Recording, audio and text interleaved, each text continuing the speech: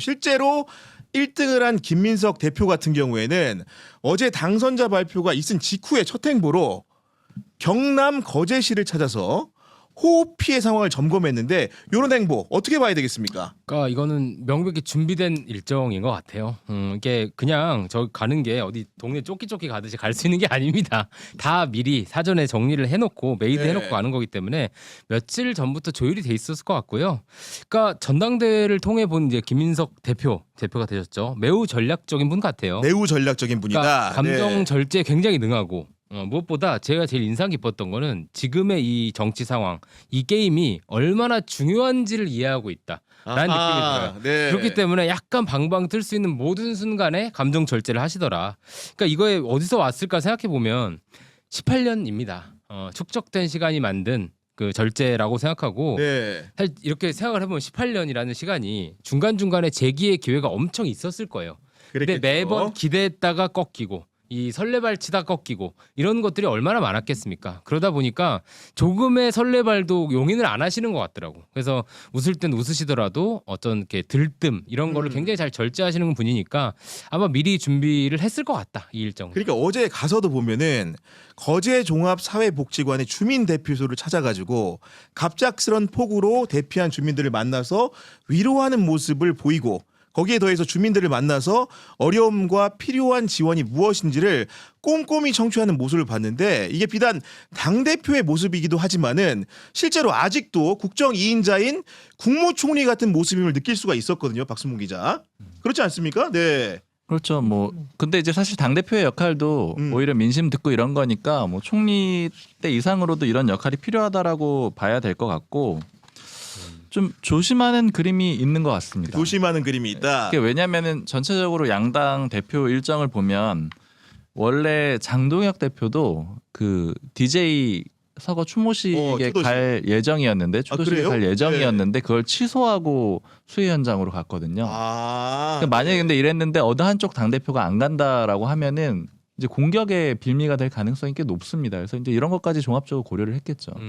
그리고 너무 축포를 쏘는 그런 그림을 하는 것도 좀 좋지 않았을 거고 사실 지금 이제 친청계 쪽에서 나오는 반응들은 전당대회 결과를 놓고 뭐 여러 가지 표현들이 있는데 그래도 그 정청래 후보가 좀 영향력을 보여줬다 이런 식으로 생각들을 하고 있어요. 선전했다는 평가들도 네, 있죠. 선전했다는 네. 평가들이 있는데 그러면 그만큼 뽑아준 당원들이 봤을 때는 너무 막 축보를 쏘거나 이런 그림으로 갔을 때는 그건 또 이제 당내 통합에도 좀 문제가 될 통화가 안 되기 가능성이 때문에. 있거든요. 네. 또 아마 더 로키로 갔을 가능성이 있을 것 같아요. 이런 가운데 어쨌든 간에 김민석 그 대표는 어제 당대표 수락 연설에서 당청 관계에 대해서 어떻게 규정을 했냐면 국정의 중심인 대통령과 정부를 지원하는 전면 협력의 창조적 수평 관계가 될 것이라고 했는데 전 여기서 창조적이라는 말이 굉장히 눈에 띄었는데 그 언어에 굉장히 이렇게 조탁하기에 잘하시는 우리 김종대 의원님 보시기에는 창조적이라는 표현은 좀 어떻게 해석을 해야 되는 겁니까? 예, 조금 너무 과한 수식이라고.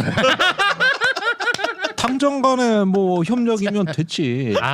뭐 창조적. 좀 이렇게 좀 깊이 있게 좀 해설 좀 해주세요. 아니 근데 굳이 해설을 한다면은 제가 보는 이 전당대회 큰 흐름으로 봤을 땐 이거예요.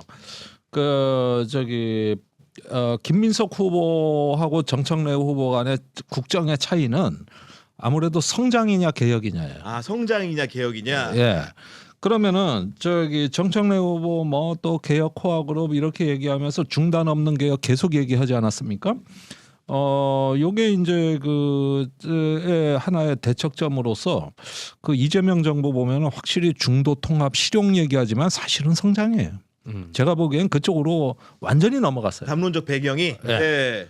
그러다 보면은 개혁을 얘기하는 그룹하고 마찰을 빚을 가능성이 대단히 높은데 김민석 후보는 성장 쪽에 저기 힘을 합치는 것이다. 네. 그러면 이게 당정 간의 당청 간의 이 관계라는 게 뭘 얘기하는 거냐 보면은 저는 새로운 성장 연대. 아 성장 연대를 이해해야 된다. 성장 연대 그러니까 지금은 그 대형 프로젝트로 표상이 되는 산업 권력, 정치 권력, 그다음에 정당 권력이 이제는 융합하는 단계로 가는 겁니다. 이게 그러면서 개혁 과제가 조금 소외되는 거예요. 그러니까 진짜 화합을 얘기하려면 김민석 대표는 정청래 후보가 얘기한 개혁 중에 상당 부분 수용할 걸 찾아내야 돼요. 아, 포용 자세 그렇게 해서 개혁 그룹이 소외되거나 고립되지 않도록 이렇게 배려하는 게 통합 화합이고 네. 이재명 정부 특히 청와대하고의 관계는 제가 보기에는 김민석 후보는 정청래식의 어떤 민중주의 노선이 아니기 때문에 저는 다분히 엘리트주의 성장 노선 쪽에 관심이 있을 거다. 네, 그런 설명이신 거고 네. 제가 이제 문장을 좀 해체를 좀 해보면은 일단 국정의 중심인 대통령과 정부라는 규정은 국정 주도권이 대통령과 정부에 있다는 점을 명시를 하는 거죠. 네. 거기에 더해가지고 지원하는 전면 협력이라는 표현은 결국 당이 정부의 국정 과제와 입법을 강력하게 뒷받침하겠다는 약속이 되는 거고 거기에 더해가지고 수평 관계라는 표현은 당연히 민심과 의원들의 의견을 가감없이 전달은 하겠다. 근데 그 앞에 붙어 있는 창조적 수평 관계, 창조적이라는 표현은 우리 이석현 평론가 어떤 의미로 이해하면 되겠습니까? 네. 유경 기자님이 저쪽 갔다 안 되니까 석현아 답해 일로 와봐. 그런데 저는 거시기하지. 거시기하다는 얘기를 하셨는데 저는 상조적 수평 관계라는 게 네. 보통 수평이라는 말을 쓰려면 당청 관계가 수평일 수는 없어요. 그렇죠. 네. 애초에. 그런데 그걸 수평으로 만들겠다는 것 자체가 창조적인 거 무언가를 길을 내보겠다 이런 뜻이겠죠. 근데 저는 이제 재밌었던 거는 직언하고 방패가 되고 민심 창구가 되겠다. 그러니까 이게 직언한다는 것도 되게 중요한 포인트 같아요. 어제 그 연설 중에 제가 제일 재밌었던 거는 최민희 의원님이 세제 개편안을 정부 원안대로 통과시켜야 된다고 얘기한 거예요. 아, 원한대로 해야 된다는 그렇죠. 거였어요? 네. 그러니까 그게 어떻게 보면 지금까지 반명처럼 얘기했지만 되게 친명처럼 한 얘기 아닙니까? 아, 정부와가 완전히 동일시한다 본인을. 그렇죠. 네. 근데 이번 전당대회 내내 김민석, 송영길 후보는 그 세제 개편안에 대해서 부동산 조정해야 된다고 얘기했어요. 그렇습니다. 네. 근데 저는 오히려 그게 더 건강한 당청 관계라고 생각합니다. 민심에 걸맞게 거기에 조정해 나갈 수 있어야 되는데 때에 따라서는 이제 자신의 개혁 그 선명성과 맞으면 무조건 간다 그러고 그리고 아까 김종대 의원님 저에게 약간 제가 이제 용역으로서 이견을 제시하자면 사실 성장과 개혁을 이분법으로 나누는지 말자는 게 이재명 정부의 중도 실용이라고 생각합니다. 아, 그래요? 네. 그러니까 개혁을 함에 있어서 구조적 다수를 해치는 개혁 말고 이념적인 개혁 말고 할 수 있는 개혁을 해야 된다 이거고 이 성장 자체도 개혁의 일환일 수 있는 거예요. 그러니까 이를테면 뭐 정부에서 52시간 호남 메가 프로젝트 풀었잖아요. 노동시간. 이런 것도 개혁이 아니냐 개혁이냐라는 거는 완전 다른 토론의 문제인 겁니다. 이거를 그동안의 어떤 진보의 어떤 이념과 이론 안에 벗어나 있다고 해서 개혁이 아니다. 이렇게 얘기하기 시작하면 구조적 다수를 만들 수 없다. 제가 이게 창조적이라는 말의 의미를 좀 이렇게 취재를 해보니까 이런 식으로 해석하더라고요. 그러니까 협력과 이견 표출이 있을 수 있는데 실제로 그거를 지난 지도부와 다르게 대립으로 만들지 않고 조정과 보완을 통해 선과로 연결하겠다는 뜻이다. 그러니까 그 수평적 관계라는 것은 기본적으로 대등한 관계인 건데 실제로 대등하게 겨루고 싸우고 우리 의견을 일방적으로 관철시키려고 하는 게 아니라 서로 소통하면서 조정하고 보완하는 과정을 그런 식의 표현을 차용해서 썼다라는 주장인 겁니다. 보니까. 네. 그 저도 딱 그 창조적 수평 관계에 대해서 물어본 건 아니고 어제 수락연설에 대해서 좀 얘기를 들어봤는데 하는 얘기가 이제 인상적으로 들었던 얘기는 그 수락연설 과정에 보면은 정청래, 송영길 후보의 이름은 얘기를 하는데 최고위원 후보들은 이름을 얘기는 하진 않아요. 그러니까 그냥 최고위원 후보들 고생하셨습니다 이렇게 통칭해서 얘기를 하거든요. 그래서 그런 얘기하고 그 다음에 이제 통합이나 탕평 이런 언급이 없습니다. 그러니까 이걸 가지고 어제 민주당 모 인사가 얘기를 해주는 건 오늘 인사가 뭐 얘기를 해주는 건 뭐였냐면은 첫 번째 인위적인 탕평이나 배분은 없을 것이다. 아, 인위적인 탕평 배분 없다. 네. 예를 들면 이런 거였어요. 사무총장을 당연히 이제 김민석 대표가 임명을 하게 될 텐데 그럴 경우에 정청래 후보 쪽에서도 정청래 후보도 한 45% 6% 얻었으니까 부총장은 우리한테 좀 인선을 주세요. 이렇게 요청을 할 가능성이 있는데 그런 것들은 수용하지 않을 것이다. 이게 첫 번째라는 거고. 그렇군요. 네. 그리고 최고위원 후보들을 그 언급하지 않았다라는 것도 역시 최고위원 후보들이었다라고 해서 무조건 뭐 배분을 해준다거나 이런 것들은 없을 것이다. 이게 두 번째라고 하고요.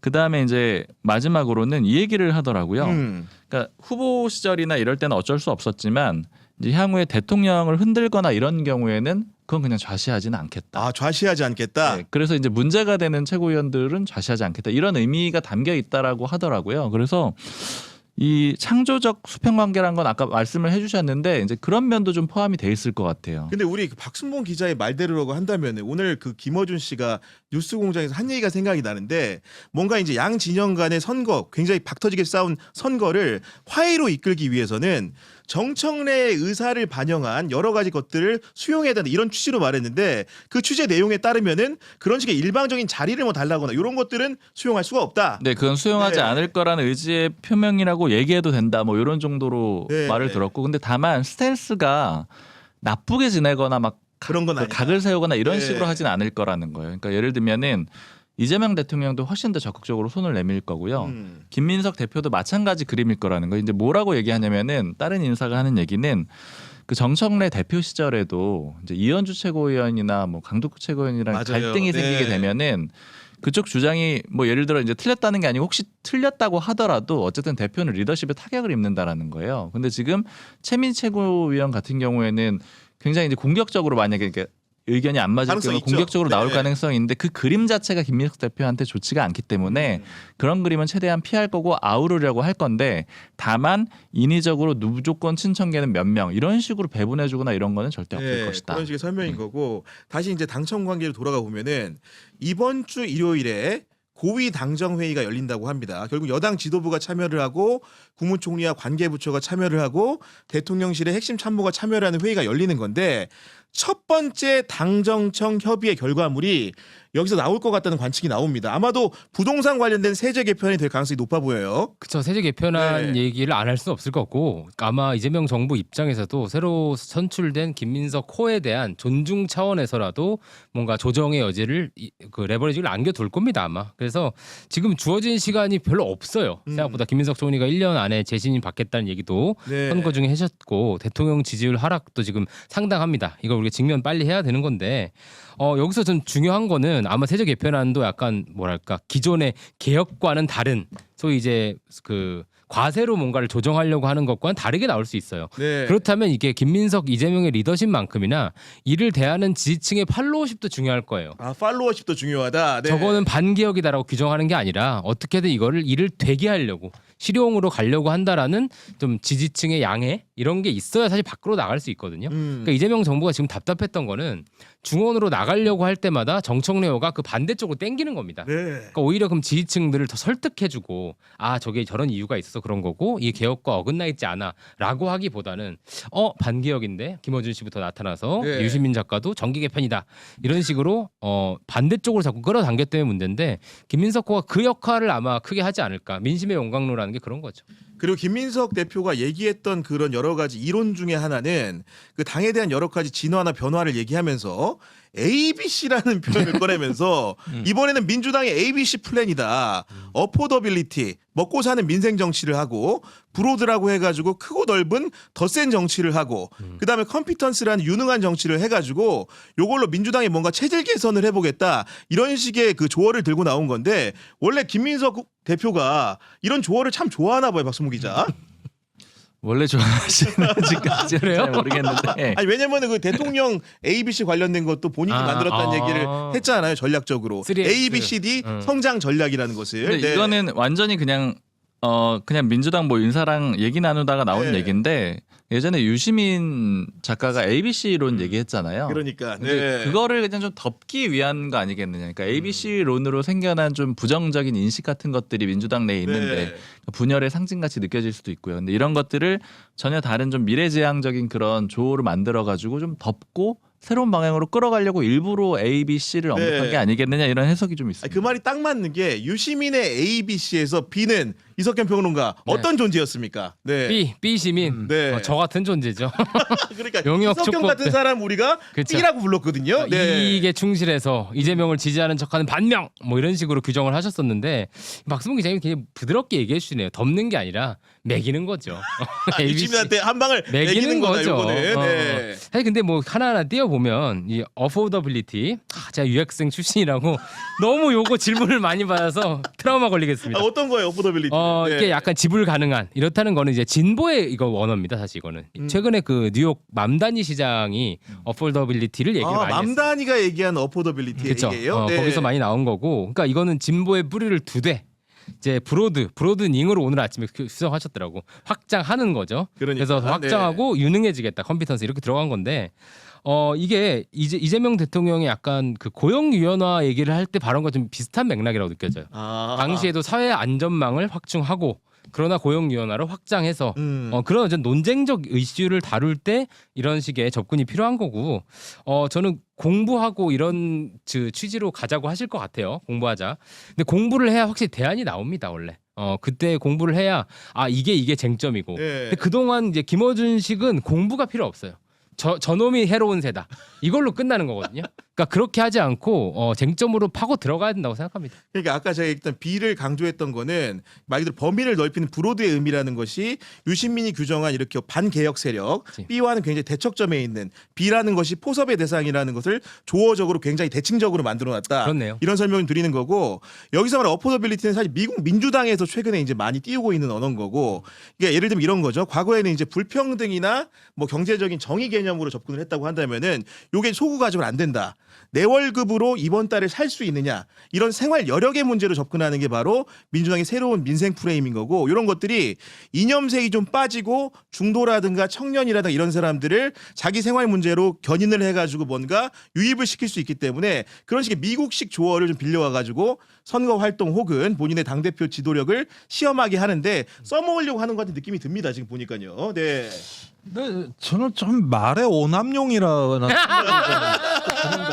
아니 그렇죠. 이런 의견도 있을 수 있는 겁니다. 네, 당연히. 아니, 네. 이건 좀 꼭 얘기해야 되겠는데 민주사회주의자들이 어포더빌리티 얘기는 굉장히 검증 가능한 그래요? 네. 언어입니다. 아파트값 얼마, 버스비 얼마, 그다음에 주유소 기름값 얼마. 네. 딱딱 떨어지고 요거를 임기 중에 이렇게 그렇군요. 하고 네. 그 방법은 이겁니다. 한번 검증해 보시죠. 그러니까 공화당 지지자들까지 와서 그 공약집 줘봐. 야 이게 뭐야 얼마인 거야? 이게 네. 뭐야? 이렇게 하는 접근 방식이라서 이걸 하수도 민주주의라 그래요. 그렇군요. 당장 네. 하수도물부터 정화하겠습니다. 이게 100년 전통의 미국의 민주사회주의자들의 용어인데 여기서 얘기하는 어포더빌리티 뭐가 민생인지 제가 아까 설명드렸잖아요. 사회 안전망 최소치 하겠다. 아직 뭐 아니, 구체화에 대해서 발표된 게 없기 그중에 때문에 숫자가 네. 없다. 네. 숫자가 없다. 그러니까 무슨 얘기냐면 그 뒤에 브로드는 더 검증이 어렵습니다. 그러니까 무슨 얘기냐면은 이거는 이론이 아니라 담론입니다. 담론이다. 예, 유시민의 ABC론이나 김민석의 ABC론이나 다 검증 불가능한 담론이에요. 우리가 이런 걸 이론이라고 하지 않아요. 이론이라고 할 때는 가설이 있고 검증할 수 있는 방법을 제시해서 네. 그 신뢰성을 만들어 나가는 걸 우리가 이론이라고 합니다. 예컨대 자유주의, 또 뭐 사회주의, 또는 보수주의 이런 건 이론입니다. 그렇죠. 네. 예, 어떤 그 골격이 있고 검증 가능한 수단을 제시한다는데 그런데 담론은 뭐냐면 그게 없어요. 자 여기서 ABC 때가 더 나가서 말이죠. 뭐 이재명 정부 성공을 위해 미랄이 되겠습니다. 이 말을 어떻게 검증합니까? 아니 근데 그러니까 슬로건을 두고 왜 검증을 해요? 근데 요즘은 네. 검증될 수 없는 말을 다 골라서 한다는 느낌이 들어요. 아하. 그러니까 무슨 이런 어떤 강령 수준의 그 나아갈 방향을 말이죠. 이제 어떤 그 구체적인 비전을 얘기해야 네. 되는 자리에서도 대부분 그런 언어로서 이렇게 얘기하다 보니까 이거는 좀 모호하다. 사실은 담론에 불과한 것이고 그렇다면은 저는 김민석 그 당대표가 앞으로 가는 방향이 무엇이 뚜렷하게 다른가? 좀 더 디테일하고 구체적인 액션 플랜을 제시해야 이거는 된다. 좀 앞으로 네. 인사 이후에 나오는 걸 봐야지 뭐 요거는 그냥 ABC에 대한 담론 경쟁이다. 네, 그렇죠. 알겠습니다. ABC 초콜릿을 먹는 그런 가운데 많은 시청자 여러분들 의견 주고 계신데요. 성종성님 같은 경우에는 지난 지선을 통해 진보당을 재발견했고 전당대회를 통해 송영길 의원님을 재발견했습니다. 김민석 대표님은 합리적으로 민생을 챙겨주시기 바랍니다 하면서 슈퍼챗 보내주셔서 너무나 감사드리고요. 영호님은 정성호 장관님 그동안 고생 너무했습니다. 그리고 부동산 세제 개편안 전면 철회해야 합니다라는 의견 주셨고 오늘 여러 번 슈퍼챗 보내주셨는데 너무나 감사드리고 또 우리 방송 애청자이신 해피님은 정성호 장관님 정말로 고생 많으셨어요라고 하면서 슈퍼챗 보내주셨는데 그 정성호 장관의 고생에 대해서는 여러분들 이렇게 치하하는 글들이 좀 많은 상황인데 어쨌든 내일 이재명 대통령이 당대표 선거에서 경쟁을 함께했던 3인들을 청와대 만찬에 불러서 여러 이야기를 하게 될 텐데 실제로 이렇게 빠르게 소집된 경우가 드물지 않습니까? 네. 그렇죠. 근데 지금 잠깐 속보를 먼저 한번 네네. 우리 당직 인선 얘기하고 있었으니까 어. 지금 이제 보도가 나오기 좀 전인 것 같은데 회사 보고에서 지금 네네. 내용을 전해드리면은 사무총장은 한정혜 의원, 한정혜 의원이 정책위 의장에서 사무총장으로 가게 됐고, 그리고 정책위 의장은 권칠승 의원, 권칠승 의원, 네. 그다음에 홍보위원장은 김남준 의원, 김남준은 홍보위원장, 네. 그다음에 이건 참 좋은 지방정보위원장이라는 게 있었나요? 아무튼 저 신설된 건지 네, 정확히 네. 모르겠는데 신정훈 의원이 이렇게 신정훈 인선이 된 것 의원까지. 같습니다. 네. 전반적으로 이제 우리 박성웅 기자 올해 출입했기 때문에 이런 인선의 맥락을 좀 어떻게 좀 받아들이면 되겠습니까? 근데 아까 제가 말씀드렸던 그 기조가 좀 반영이 돼 있는 것 같아요. 그러니까 일단 그 아까 말씀드린 건 첫 번째로는 그 억지로 탕평 인사를 하진 않을 거다. 그리고 이제 거기서 덧붙였던 거 아까 말씀을 안 드렸던 거는 실력 위주로 보겠다라고 했었거든요. 그러니까 이미 꼭 친청계 무조건 반영해가지고 먼저 넣지는 않겠다 이런 의미가 반영이 돼 있다라고 보시면 될 것 같고, 그 다음에 이제 두 번째는 그 캠프 인사들 위주로 좀 할 거라고 했었거든요. 네. 근데 지금 아직은 딱 나와 있지는 않은 것 같은데 이제 캠프 인사들이 아마 제 생각에는 이제 대변인단이나 이런 쪽에 좀 들어올 것 같아요. 박성준 의원이 수석 대변인으로 들어왔잖아요. 그래서 일단은 안에서 같이 뛰었던 인물들, 그 다음에 그런 계파별 배치보다는 능력 위주 이런 쪽으로 좀 인선이다. 보시면 될 것 네. 같습니다. 지금 저는 눈에 띄는 부분이 원래 정청래 당대표 체제에서 정책위 의장이던 한정혜 의원이 사무총장이라 어떻게 보면 공천을 총괄하는 정청래 체제에서 조승래 같은 역할을 맡게 된 건데, 사실 한정혜 그 사무총장이 어떤 분이냐면 이번 당대표 레이스를 하는 과정에서 거명이 많이 됐죠. 그렇죠. 왜냐하면 검찰 개혁의 과정에서 지방선거 전에 김민석 총리 신분으로 나는 분명히 개혁을 하자고 먼저 한정혜를 통해서 보냈는데 당이 제대로 하지 않았다는 추지를 했고 논란의 복판에 서 있었는데 그분이 사무총장이 됐다라는 것은 김민석 대표의 의중이 상당 부분 반영됐다 이렇게 봐야 되는 거 아니겠습니까? 사무총장은 너무 큰 자리죠. 사실 특히 여당에게는 큰 자리고 총선을 앞두고는 뭐 압도적인 공천에서 중요한 자리고. 근데 흥미로운 거는 이분이 계파적으로 어떻게 보면 친문에 가깝습니다.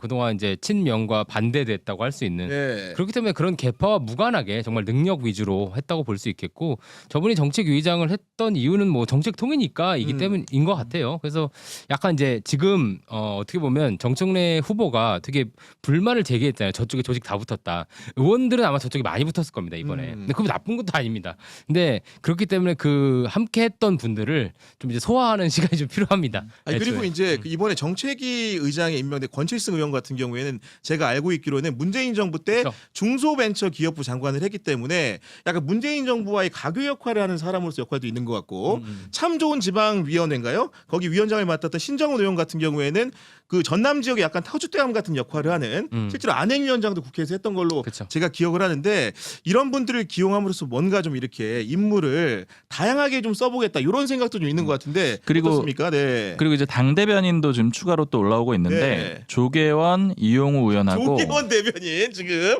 그다음에 이제 세게 갑니다 지금 이거. 원외로는 네. 신현영 전 의원 이렇게가 이제 당 대변인으로 임명됐다는데 좀 대표적으로 이용우 의원 같은 경우에는 이제 공보 역할을 캠프에서부터도 했고. 공보 역할을 했으니까 캠프 내부 인물을 좀 활용했다라고 볼 수 있을 것 같아요. 야, 오늘 조계원 의원이 이거를 지금 대변인을 언제 제안받았는지 모르겠는데 보이는 SNS에다가 최민희 의원을 뭔가 좀 약간 비판하는 듯한 글을 올렸거든요. 근데 그런 상황에서 이렇게 그 선거 경과를 두고서 그렇게 해석될 수 있는 글을 올렸는데, 조계원 입심이 굉장히 세고 뭔가 선거 기간에도 전남도당위원회 도전했다 떨어지긴 했습니다만은 굉장히 상대 진영을 상대로 강력한 언사를 내뿜었던 분이기 때문에 요것도 배경을 보면 한정혜를 앞세우고 뭔가 대변인의 조계원을 세웠다라는 것은 그 뭔가 친명 색깔을 정확하게 입히겠다 이런 식으로 해석이 됩니다. 예, 그런 면도 있고 아무래도 당분간은 화합보다는 뒤끝이 좀 되지 않을까. 이게 뒤끝이에요 또. 아니 우리 방송 애청자 토마토 원 의원님이 김종대 의원님 새 지도부의 긍정적인 이야기 좀 해주세요라고 정말 오래. 안돼 너무 재밌어요 저는. 아니 뭐 견제와 균형의 원리. 그렇죠, 그렇죠. 그렇죠. 네. 아니 근데 네. 뭐 일하는 걸 앞으로 봐야 얘기를 하지. 아니 그리고 벌써부터 뭐 의원님 덕분에 제가 되게 친명 같아 보여요 여기서. 원래 그런 사람. 아닌데 그 정도는 아닌데 그렇게 좀 감사해요. 보이는 거고. 근데 저는 애매한 탕평 이런 거 별로 좋지 않다고 생각합니다. 오히려 네. 이게 좀 진보층의 악습 같은 거기도 해요. 할당하고 막 탕평해서 맞아요. 약간 보시기에 좋았더라 거라는 저는 의미 없다고 봐요. 실질적으로 구색이 아니라 실질로 일을 해야 되고 결과로서 책임받는 거지. 정말 자기 편도 다 세워놓고 결과 내면 되는 거예요. 그러니까, 만약 결과가 안 나오면 욕먹는 거고. 이런 가운데 정청래 후보는 당직 인선을 예감을 한 것일까요? 어제 이제 선거가 끝난 다음에 유튜브 방송을 했는데 거기서 어떤 말을 했냐면은 이렇게 말합니다. 당대표 1년간 하면서 할 말 못하고 참고 제가 성인도 아닌데 살이 나올 정도였습니다. 그러면서 그리고 방송 출연, 유튜브 출연도 자주 하겠습니다. 그래서 당대표 했을 때 하지 못했던 말들을 하겠습니다. 할 말은 하고 가겠습니다. 당대표 하면서 말 못한 고통이 너무 컸습니다.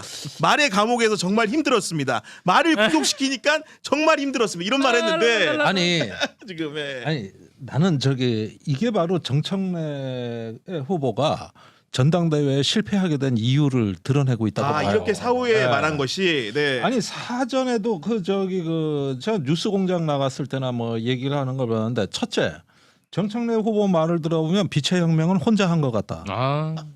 완전히 뭐 제가 뭘 잘못했습니까? 제가 탄핵을 어떻게 소추했고 뭐 헌법재판소에 가서 어땠고 그거 다 알아요. 다 합니다. 그러니까요. 그리고 두 번째는 넋두리다 주로. 어떤 가치와 신념의 언어로 얘기를 하는 것이 아니고 명색이 본인이 개혁의 코어 그룹이면은 그 개혁에 있는 가치와 신념의 언어로 얘기하고 맞습니다. 네. 당대표 출신인 책임 있는 언어로 얘기를 해야 되는데 자꾸 내가 뭘 잘못했냐는 식으로 다그치는 말을 써왔다는 겁니다. 지금까지.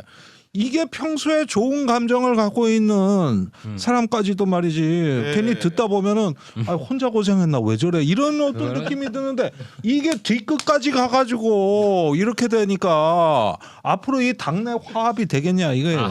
지금 저희 방송을 지금 10,000명 넘게 시청해주고 계신데 지금 구독과 좋아요가 구독 같은 경우에는 우리가 60만 명 달성을 눈앞에 두고 있고 59만 1,000명이기 때문에 9,000명의 소중한 사람들이 모이면 60만 명 달성화 있는 상황이고 실제로 이제 저희 방송 정말 많은 분들 보시는데 좋아요 숫자가 사실은 시청자만큼 나와줘야 되는데 서운해요. 그렇지 못한 경우가 있다 보니까 따봉 줍쇼. 기회에 따봉 구독과 줍쇼. 좋아요를 꼭 이렇게 해달라는 말씀을 여러 차례 드리는 것이고 우리가님 같은 경우에도 김종대 의원님 저도 같은 부탁드립니다. 아니 앞으로는 좋은 얘기 하겠습니다. 다 잘 되라고 하는 얘기인데 맞아요. 뭘 또 우리 그런 걸 의원님 가지고 그러면은 정말로 그치. 정부에 대한 애정 때문에 잘못 가는 거에 대해서는 아니 그런데 해줘야 되는 내가 요즘 정신이야. 방송에 대해 할 말이 있는 게 갑자기? 자꾸 이렇게 분노와 감정에 편승하고 조직하는 방송이 되다 보니까 뭐가 좀 마음에 이게 안 드는 말이 있어도 격한 반응이 나온다. 예, 그렇지. 그러니까 이거는 좀 여러분들이 감안하셔야 되는 겁니다. 그러니까요. 네. 우리가 진짜로 강해지는 길, 진짜로 이기는 길은 말이죠. 그럴 때 서로 그렇죠. 네. 더 비판을 다 기울어주는 자세. 강력해지는 저 말에 악의가 없고 적의가 없다면 내가 품자. 우리가 같이 한번 품어보자. 이래야 이깁니다. 그러니까요. 인간 그래. 대철. 빨리 좀 이렇게 해설이나 좀 하라 이렇게. 그래 해설이나 합시다. 예.